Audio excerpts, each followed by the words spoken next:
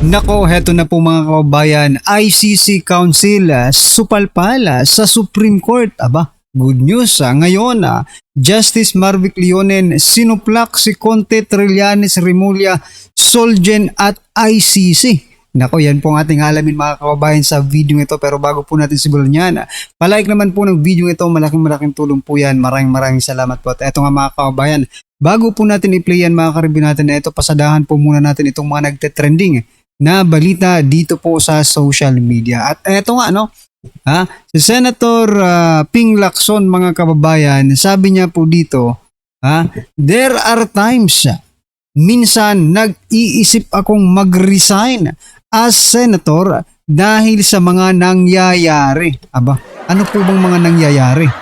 Dahil hindi na ninyo kontrolado ang pangyayari.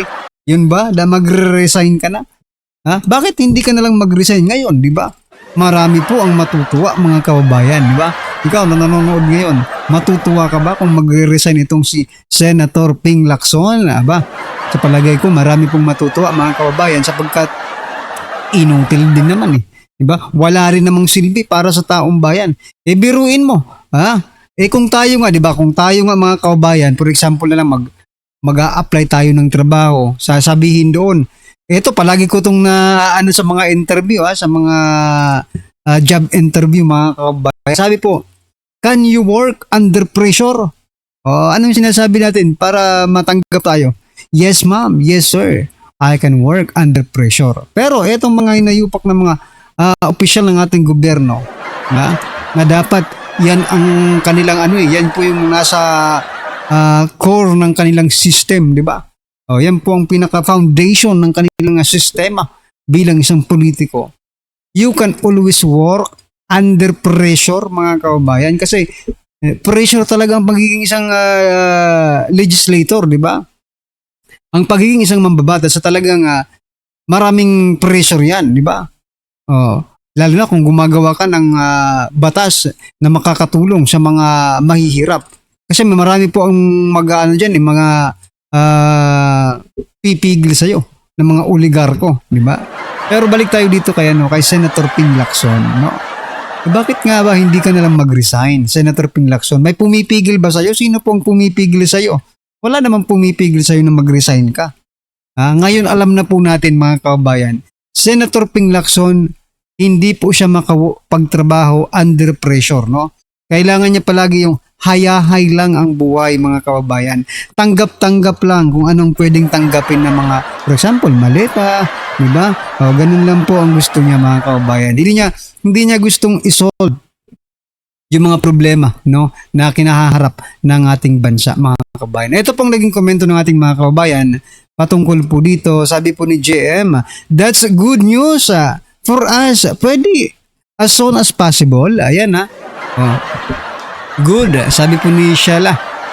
Good, gawin mo na. Maraming natutuwa talaga, di ba? Sabi naman po ni Steve, you are doing a great favor to the country. Kung mag-resign ka, Ping Lacson, ituloy mo na. Now na. Kaya nakala siguro ni Senator Ping Lacson mga kababayan ay papanigan siya ng taong bayan sa kanyang pipigilan siya ng taong bayan na mag-resign. Natutuwa pa nga ang taong bayan kung magre-resign ka di ba? Madaming natutuwa, Pinky, alis na. Alis na. Wag na mag-isip, do it. Yan mga kababayan. So, same comments naman lahat, Marami pang natutuwa kung magre-resign itong si Senator Ping Lacson. Ayan mga kababayan, ikaw, matutuwa ka ba kung mag-resign po si Senator Ping Lacson? Just comment down below mga karibin natin at eto. Pasadahan din po natin ito mga kababayan, si Attorney Harry Roque. Sabi niya po kasi dito mga kababayan, uubusin na ang kakampi ni BP sa Senado. Aba, una si Bato, si Bongo, si Cheese, si Senator Joel, Jinggoy, and now, Senator Marcoleta mga kababayan. Kinasuhan na po si Senator Marcoleta. Wala pa rin kayong 16 to convict, sabi po ni Attorney Harry Roque. Nga. Kung pagtatanggalin nyo itong mga senador na ito, kung pangkakasuhan nyo to, sino pang boboto? Di ba? Hindi kayo makaka-16 mga kababayan.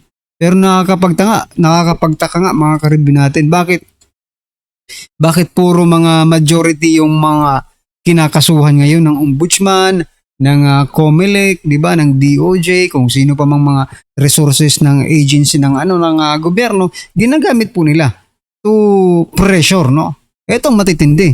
Ito yung matitindi mga kababayan. They can work under pressure, no?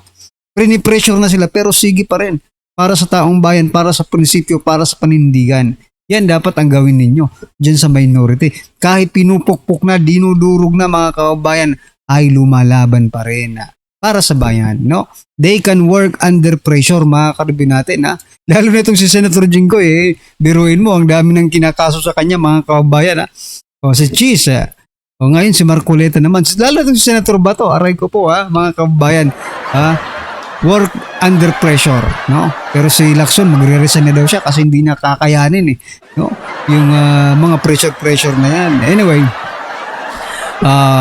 at eto nga mga kababayan, no, pakinggan po natin itong balita, mga kababayan, ng isang bias media na si Mil Chanco. Ito, masasabi ko talagang bias na si Mil, mga kababayan, kasi di ba, sa kanyang mga pagtatanong, makikita mo talaga bias na bias. Sa kanyang pananalita, bias na bias, mga kababayan. And that is my opinion. Wala kayong magagawa dyan. Di ba? That is my opinion. Bias na media ka. O ito mga kababayan, pakinggan po natin to kahit papano. Ang bias media, Mel, eto pasok ka. At indirect bribery, si Senador Rodante Marcoleta sa Ombudsman dahil sa pagtanggap umano ng regalong 75 million pesos.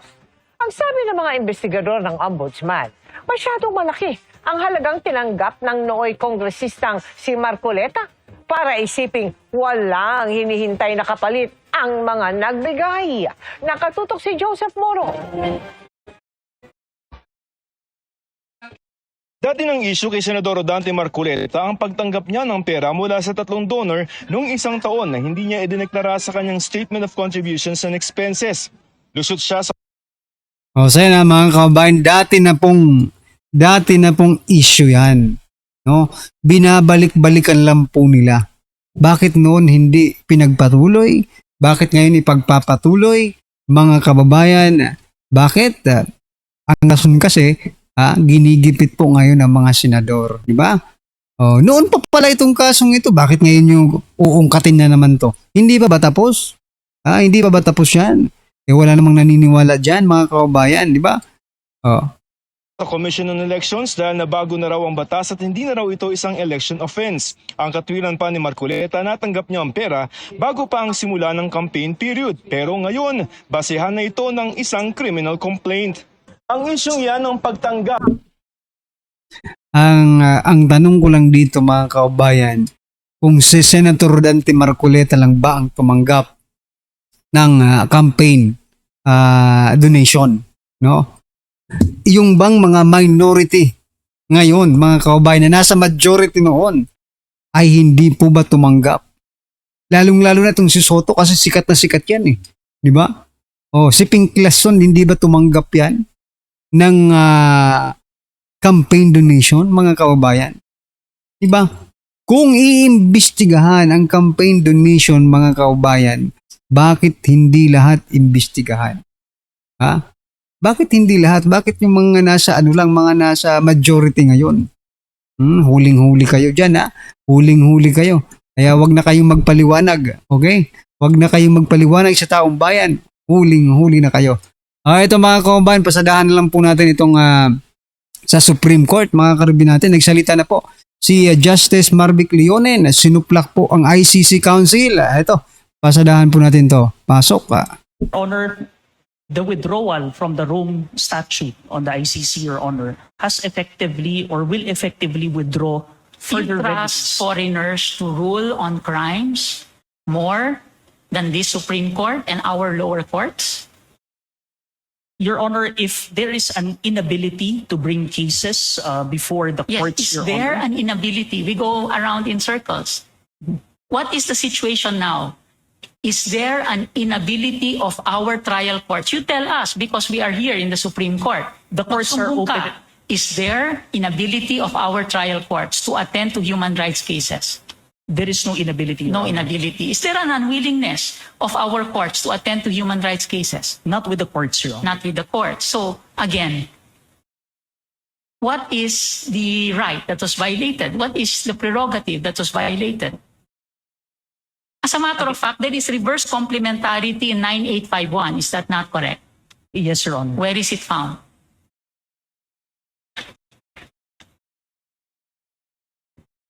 Chapter 8, Section 17. Correct? Yes, sir. In the interest of justice, the relevant Philippine authorities may dispense with investigation or prosecution and give it to another court or an international tribunal. Correct? That's correct, Your Honor. So, isn't this unconstitutional by itself? I would, Crespo versus Mogul, whenever a trial court already has jurisdiction, it maintains that jurisdiction. Here, it appears to say, walang kwenta pag Filipino court. An American serviceman is caught committing a crime. If there is a court in the United States already seized of that, our Philippine courts must give way according to this. Correct? that's correct, Your Honor. Reverse complementarity. Correct? Yes, Your Honor. So, in other words, there is here a statement that our judiciary is second class to the International Tribunal and to other courts. I wouldn't want to speculate on that, Your Honor. Because it is not, correct? Yes, Your Because Honor. your judiciary can be able, correct? Yes, Your Honor. Can be enabled, correct? That's correct, Can Your Honor. improve and become more efficient, correct? That's correct, And the Your Honor. better that it will become more efficient so that we will have to rely on ourselves, correct? Yes, Your Honor. That's self-determination, correct? That's correct, That Your is sovereignty, correct? Honor. Yes, Your Honor. Yes, and violated. There is preliminary examination ongoing. It cannot be stopped by the withdrawal, correct? Yes, Your Honor. It So, cannot be stopped. again, what is the actual case? Well, we are banking ourselves on the transcendental importance, Your Honor, of, again, Wait, one... excuse me. Trans- Just because there is something of transcendental interest, the court must step in. Isn't it the doctrine that transcendental interest is only an exception on standing, but not on the requirement of actual controversy? That's correct, Your Honor. Yes. So again, we go back. What is the actual controversy? The actual controversy here, Your Honor, is that the right to an effective remedy is deprived Again, from which victims. effective remedy? I have cited the laws. I have cited that our courts are functional. I have cited that this Supreme Court has in fact opened up to this petition. Correct mga kababayan, effective remedy daw mga karibin natin. Kung ibig sabihin, riniremedyoan nila. Ha? Para maging ma-push agad nila mga kababayan yung gusto nila, di ba? Ha? Para mapatupad nila yung kanilang kagustuhan, riniremedyohan nila. Hindi na nila kailangan pa ng Supreme Court, ICC na lang, ganun ba? Tama itong sinasabi dito. Palakpakan po natin si Justice Marvic Leonen. Napakaganda po na kanyang mga sinasabi. Ha? Kaya ito, pakinggan po natin pa. And many petitions, in fact, the last petition was even on same-sex marriage. Correct? And the petition before that we heard was on, I think, Tokhang and Double Barrel, if I'm not mistaken. So it's functioning. What remedies have been curtailed? At the moment, Your Honor, we are not talking about just the courts, Your Honor. At the moment, victims of human rights violations, particularly those covered under... You mean the International Criminal Court will come here and help No, the Your- victims? No, Your Honor. But again, it goes into that principle of complementarity, Your Honor. That if there is no effective remedy being given because the victims I'm are sorry, but unable to file complementarity cases... in Article 17 of the Rome Statute says unwillingness and inability, correct? That's correct, Your Honor. Inability means a substantial degradation of the judicial authorities within the country involved such that no hearing can be heard impartially, independently, correct? That's correct, Are Your you Honor. now claiming that our courts are unable to receive cases? It is able to receive cases, Your Honor. But again, in terms of Are you now the claiming investigation of that these the cases, Your Honor, judiciary, the entire judiciary, is unwilling to address cases that will be filed or have been filed involving the crime that you're mentioning, widespread or systematic willful killing? that is So ayan na mga kababayan, no? Wala ngang kaso dito si former President Duterte, dalhin nyo pa sa dahig. Ngayon si Senator Bato de la Rosa, wala ngang kaso dito, dalhin nyo pa sa dahig. Yan po yung sinasabi dyan mga kababayan, na unwilling ba yung korte natin mga kababayan na mag-take ng ganyang mga kaso? Hindi naman Lahat ng kaso tinatanggap po ng Supreme Court mga kababayan. Kaso nga lang, walang nagkaso kay former President at kay Senator Bato dito sa Pilipinas. Bagkus ay dinala pa nila sa ICC. Mga ugo kayo. It's not our position, Your Honor. Yes. So again, what is the actual controversy? Again, Your Honor, the actual controversy for the petitioners in this case is that the fact that since the victims are unable to file cases not because of the unwillingness or inability of the courts, but for example, there is no But you just said proper that investigation. the Your Rome Honor. statute requires complementarity. Yes, Your We should Honor. clarify that. It doesn't mean that the cases will go side by side, It correct? doesn't mean, Your Honor. It means that it's like exhaustion of remedies, correct? Yes, Your Honor. Yes. And if there is inability to investigate killings that are happening with regard to the drug war, for So example, there Your is Honor, inability now. then it is our position that there is inability, Your Honor, with regard to the investigation and You are prosecution of making a these factual cases. claim, correct? Yes, Your Honor. Yes, and you want us to agree with your factual claim on the basis of what? Your Honor, our position is I not. mean, we are designed as a court to stay in a high bench, Yes, Your Honor. okay? To move ourselves 20 steps backwards and allow the parties to present evidence so that personal anecdotal references will not be what we will base our judgment on, but on the evidence and the proof that is created, correct?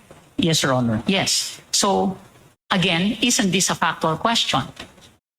The actual case here, Your Honor, is the lack of concurrence with regard to the withdrawal of. No, I thought you said it was the degradation of the remedies to human rights victims. That is the effect, Your Honor. The effect. Okay, so the actual case is the lack of the 2/3 concurrence in the you withdrawal. change your Your Honor. theory. No, Your Honor. It is all connected, Your Honor. Yes, so it is a public right, correct? Yes, Your Honor. Yes, and you are not a senator. I am not a senator, Your So Honor. what is your standing to raise that?